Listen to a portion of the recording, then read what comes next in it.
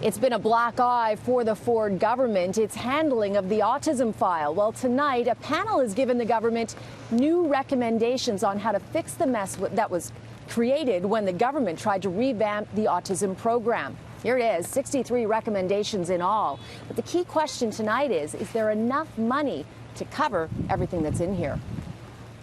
In the beginning, it was terrifying, and every parent I know was crying all the time because, I mean, what do you do with your kid? What do you do with $5,000? Amy Moldsky's daughter Ava has severe autism and needs more than $80,000 worth of therapy a year. Under the Ford government's one-size-fits-all changes, when she turned 7, her funding would have been reduced to $5,000 a year, the same amount as a child of the same age who needed little or no therapy. Despite mass protests, the government held firm. We've made a decision. The decision stands. But as the outcry grew, the government backed down and appointed a new minister and a panel from the community to find a solution. Its recommendations include early intervention services for families while they're on a wait list and mental health supports. The highlights are, for me, that the core services are there: ABA, occupational therapy, speech therapy. The report states tough choices had to be made. Some caps are still recommended, but the exact limits are to be determined. And the wait list will not be able to be completely cleared. The government says it's doubled the autism program budget to $600 million. Will the $600 million be enough to satiate the need?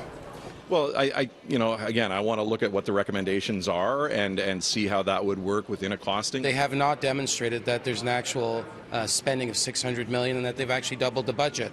To this point, I don't believe it. Social Services Minister Todd Smith promises the new autism program will be fully implemented in April 2020.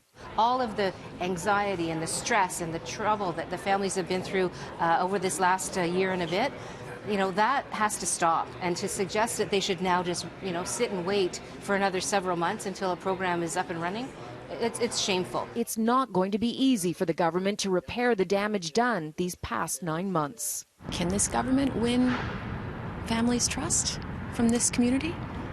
Personally, I would say no, because of how long they've taken, how many times. I mean, they call us professional protesters.